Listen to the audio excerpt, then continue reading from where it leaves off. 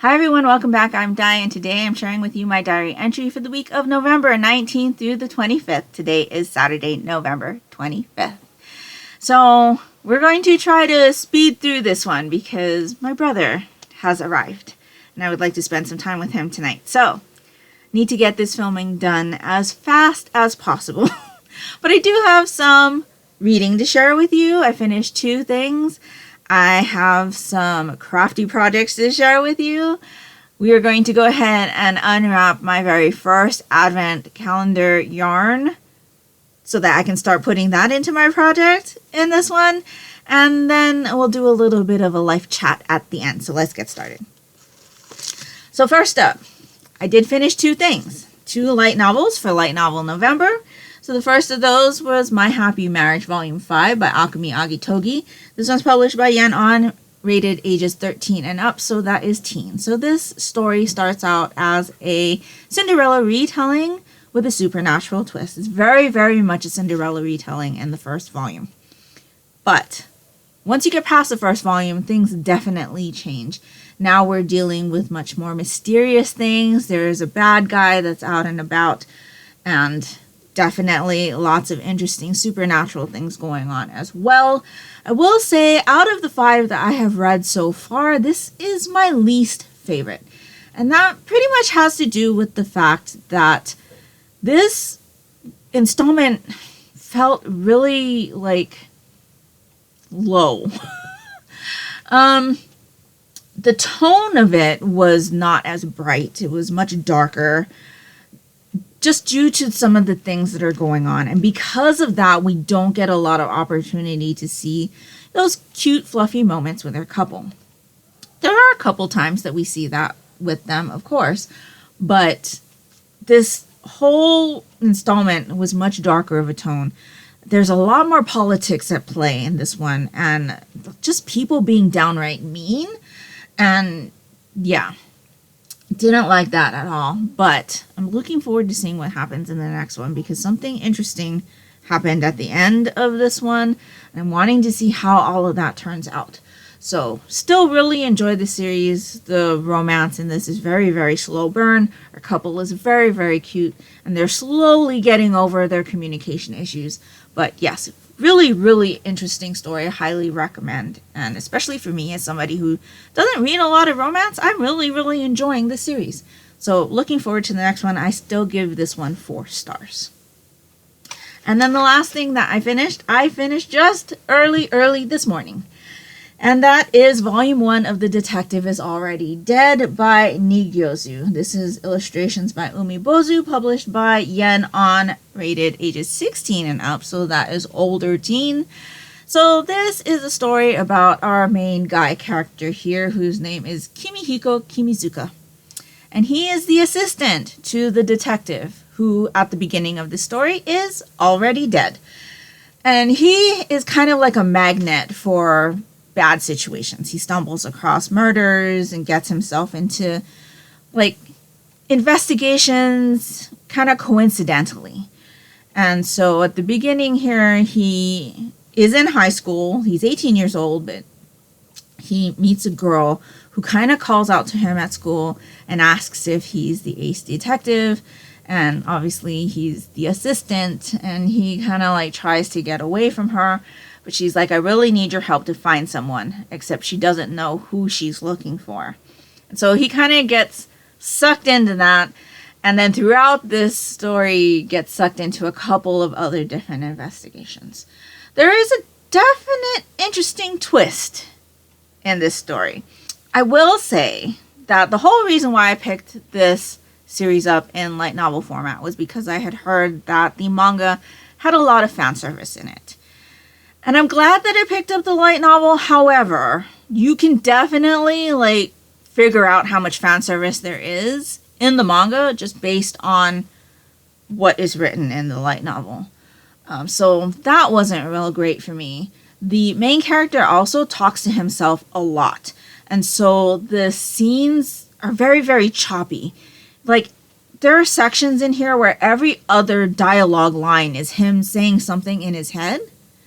And so the conversation doesn't flow very well. Plus, the way that the dialogue is set up in the novel, it doesn't identify who's talking. And so when there are more than two people talking, it makes it hard to figure out who exactly is saying which lines. So yeah, not really great. I was not happy with that.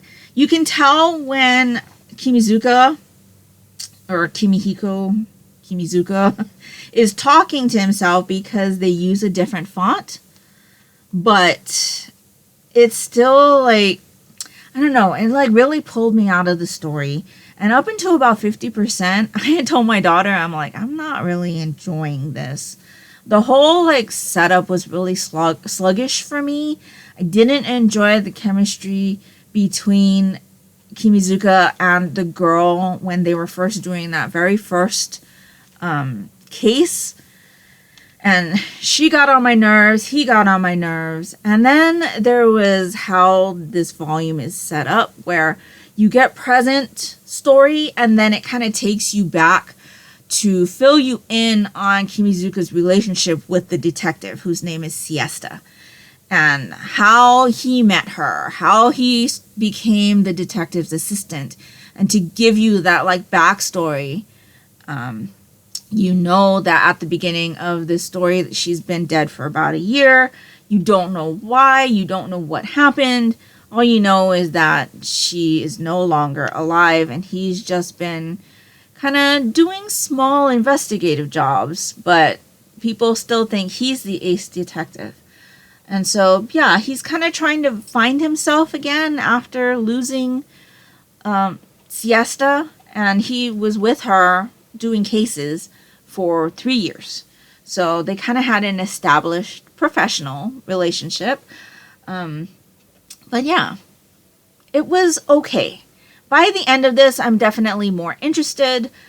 This, if you're looking at it from a mystery reader standpoint, you're going to be disappointed because this is definitely not really mysterious.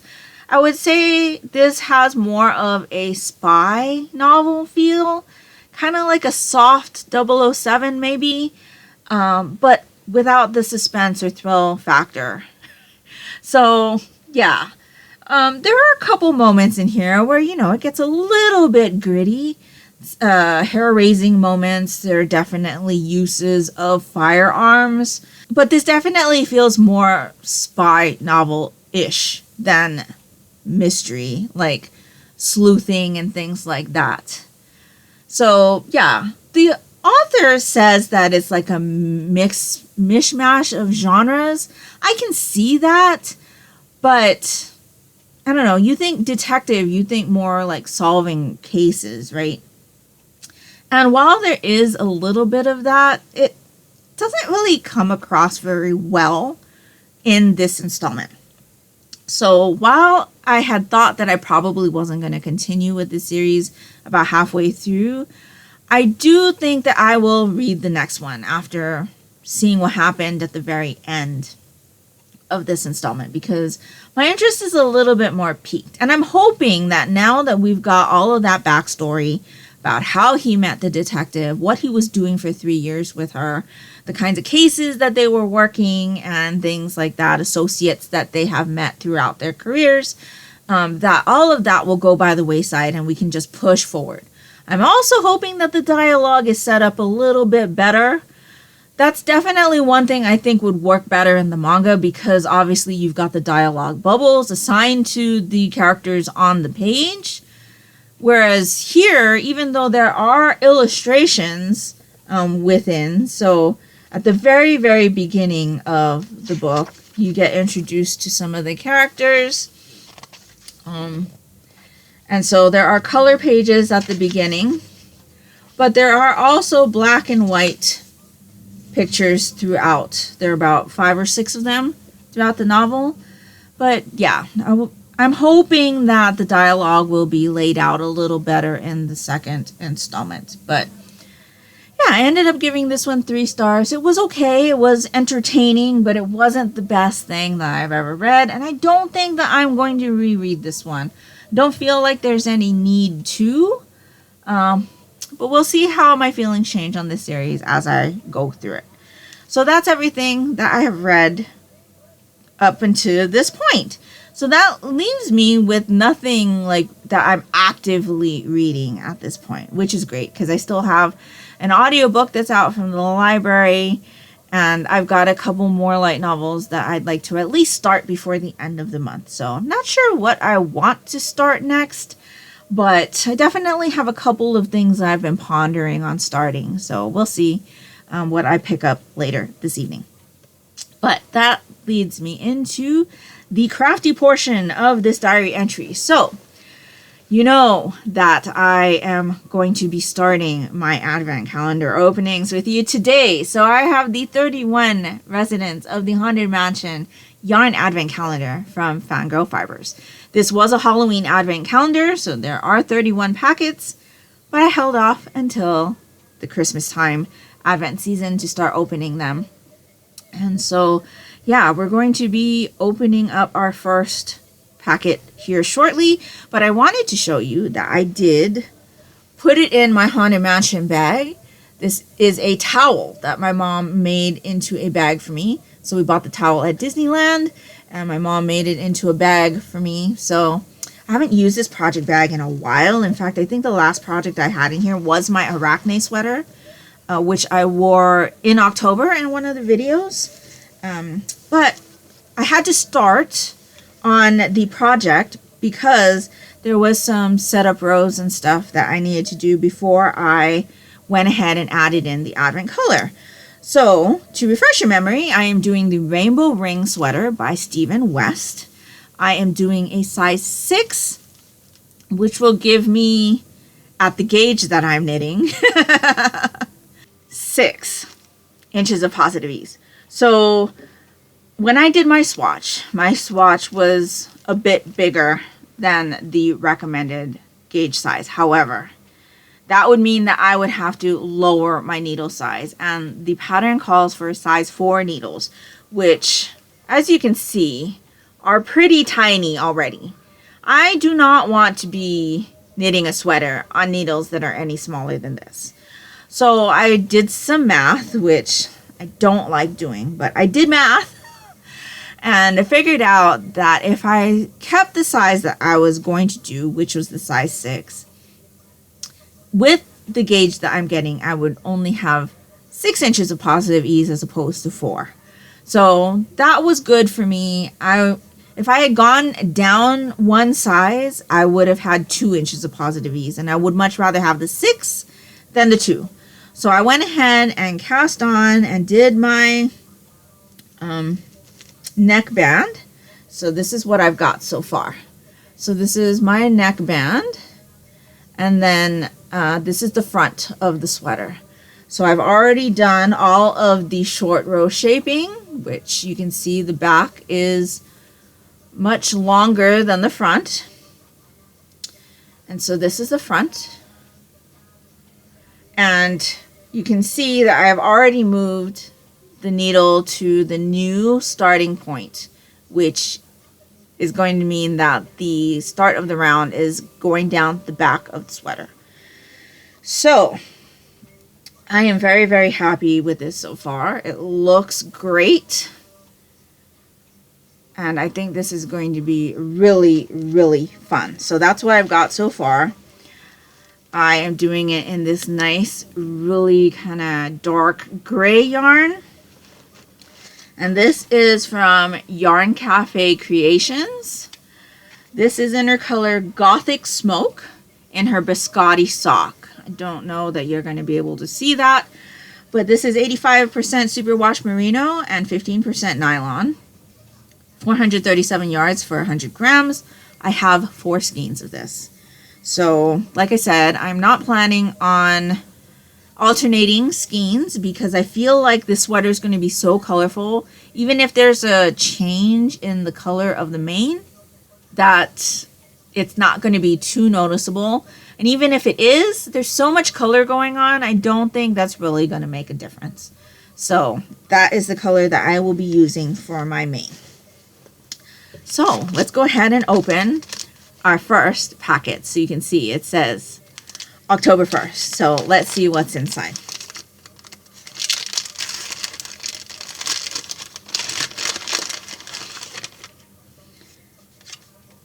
Okay, so we get a little card like this with the skein. So this says Singing Busts. The Singing Busts are the Haunted Mansion's family choir, originally comprising Rollo Rumpkin, Uncle Theodore, Cousin Algernon, Ned Nub, Phineas P. Pock, and Aunt Lucretia, although the latter eventually left the group to instead haunt the ballroom.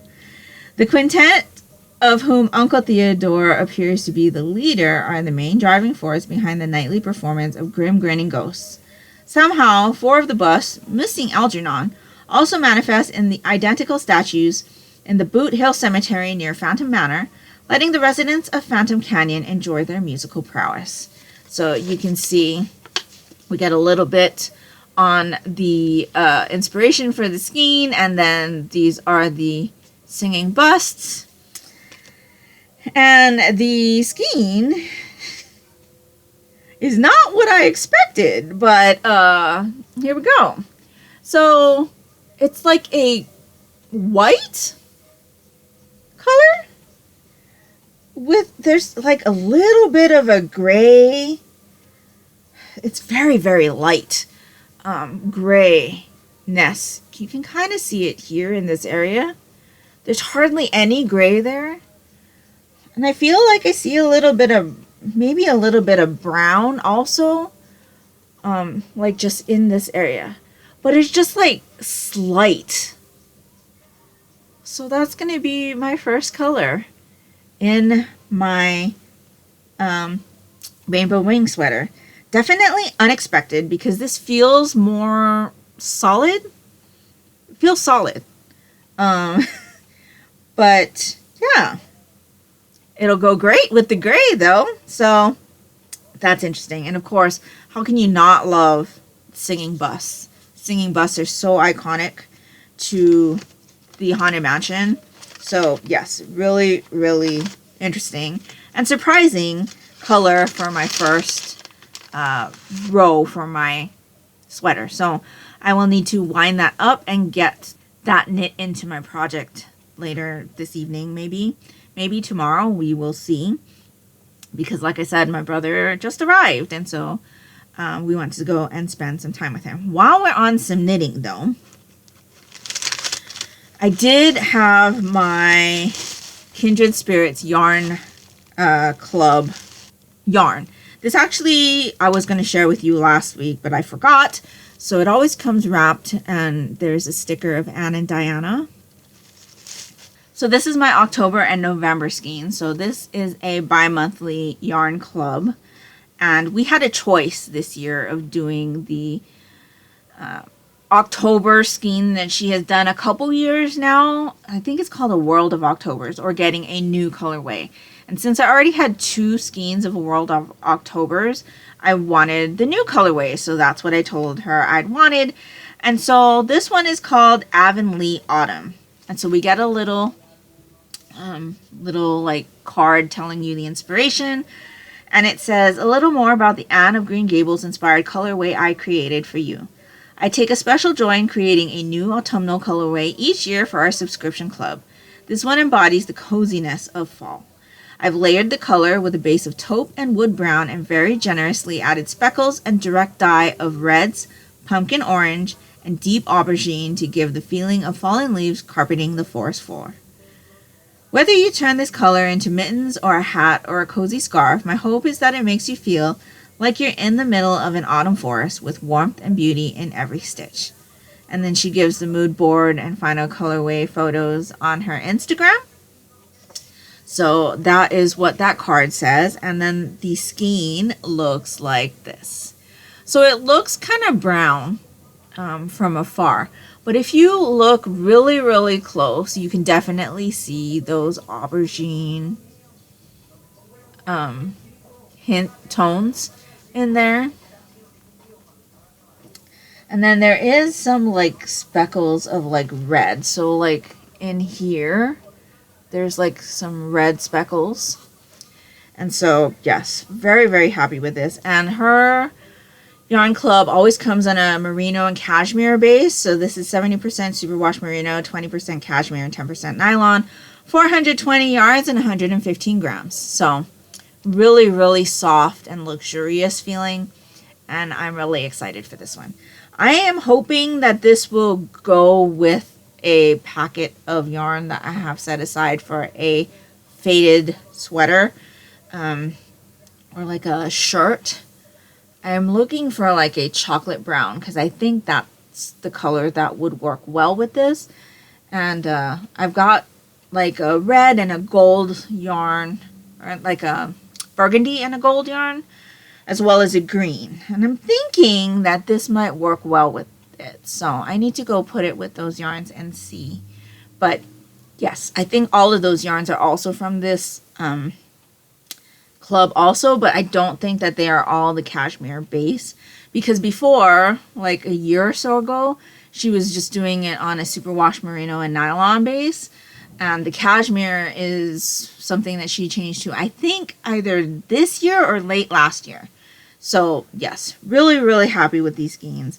Always love to see the inspiration from the Anne at Green Gables world and stories and things like that. So yes, really enjoyed that. And then a new thing I had to share with you this week is actually some crochet. So I did get back into doing some crochet. I do know how to crochet. It's just been a while since I've crocheted anything. And the whole reason why I wanted to do this is because this has been a kind of blanket idea that I've had for a while. And I was just missing one of my yarns, like a specific color I wanted.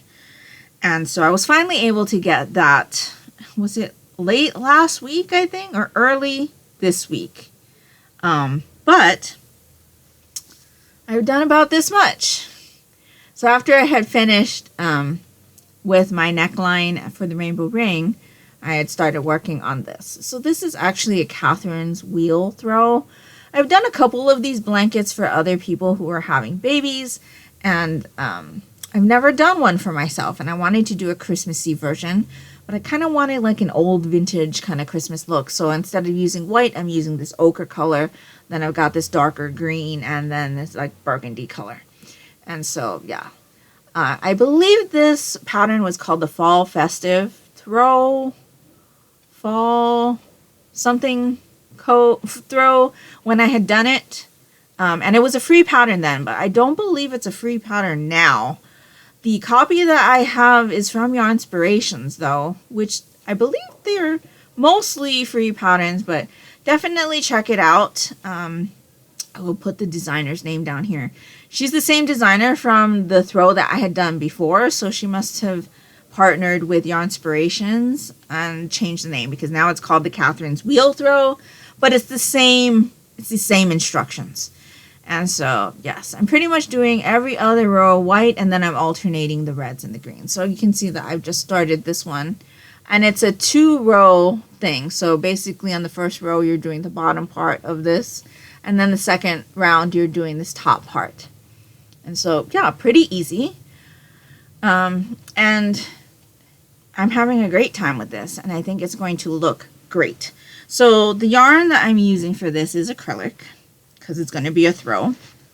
So I have it all in here. And you can see I'm using quite a bit of that ochre color.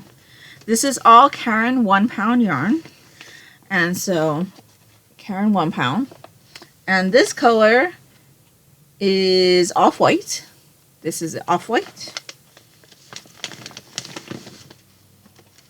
This is Kelly green.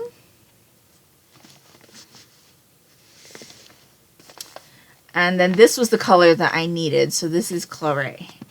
Now I will tell you that this definitely feels much softer than my green and my off-white.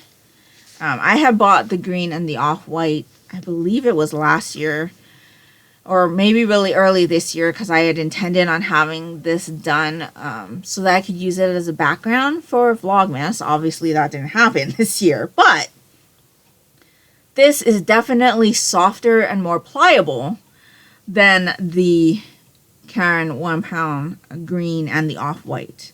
The feel is definitely different. So they must have changed something in the way that they manufacture the Karen 1 pound yarn. I much prefer the feel of this. It is much softer. But since I'm using it for a throw, it's not going to make much of a difference anyway. But yeah, very, very happy with this so far. And it's kind of like a thoughtless kind of project. Like, I don't need to concentrate a lot. I just need to like make sure that I have a certain number of stitches, you know, in each section and things like that. So it's not something that needs a lot of concentration, but I am very, very happy with this. And so yeah, it's just gonna get bigger and bigger and bigger. And I don't know how many rounds I'm planning on doing that one for, but it probably depends on how fast I run out of the off-white. And so that's all of the craftiness for this week, and let's get into some life chat. So Mom had a couple of doctor's appointments this week. She was able to go see a cardiologist, so that's great. One more step forward. He adjusted her meds a little bit, so now we're trying this out. So she'll have another doctor's appointment with her brand new doctor, thankfully, next week. So all steps forward, so that's good. Like I said, brother landed, and we will be going to spend some time with him, so I'm really excited because I haven't seen him since last year. And obviously my nieces are growing, and so I don't get to see them as often either, and so it's going to be a lot of fun. Dad actually landed also, I think, which was kind of shocking, but he won't have time to see me until next week, Thursday. So we'll see about that. Yeah. Other than that, we did go to the mall because we were celebrating my daughter's birthday late.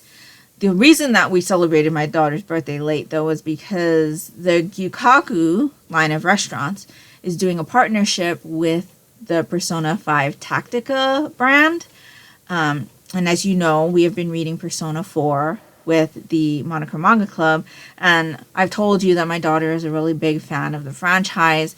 And so if you went to one of the Gyukaku restaurants that was hosting the special collaboration, and you ordered a special drink and did a special like social media post or something, you could get a free keychain.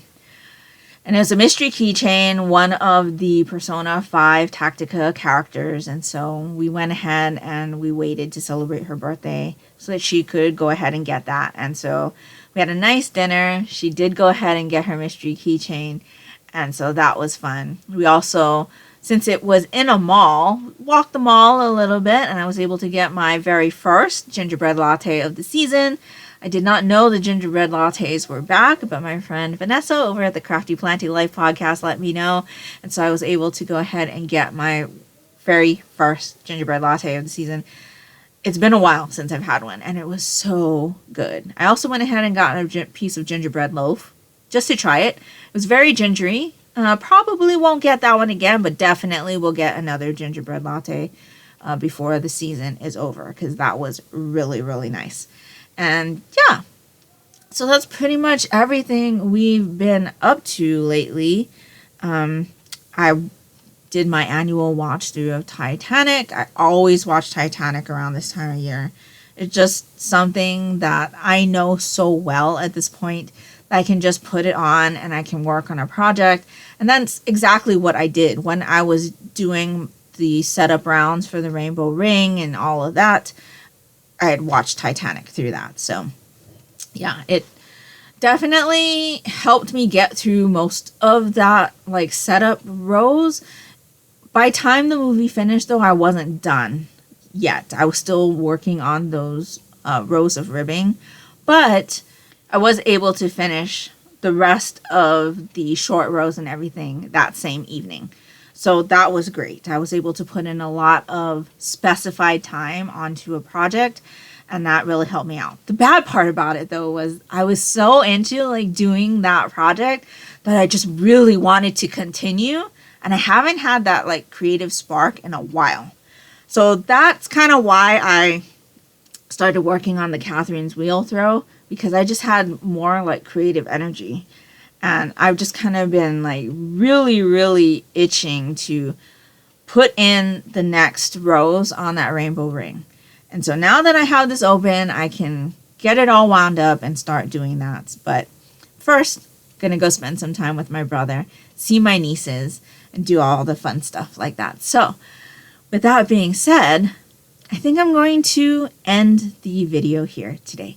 Let me know down in the comments below how your week went. Did you have a nice Thanksgiving? If you're in the US, we had a nice, good meal at home. We don't celebrate with family or anything like that. We just have some like elevated foods. We had some prime rib, stuffing, mashed potatoes, cranberry sauce, you know, all the good stuff. And so, yeah, I got a nice slab of prime rib at Sam's Club, and it was really, really good. It was a little bit sweet, not as savory as I was hoping, but still good. And so, yeah. Did you have a nice Thanksgiving? Let me know down in the comments below. Or did you celebrate Friendsgiving? Do you not celebrate at all? I would love to know that as well. And let me know what you've read this week. If you found a really great read or a really bad read. Did you do anything crafty? And if nothing else, and you'd just like to let me know that you were here, if you could leave me something Christmassy down in the comments below, that would be greatly appreciated and would really help me out. And that will do it for me today. So I hope you're all doing great. I hope you're all safe and healthy. And until next time, take care and smile always. Bye.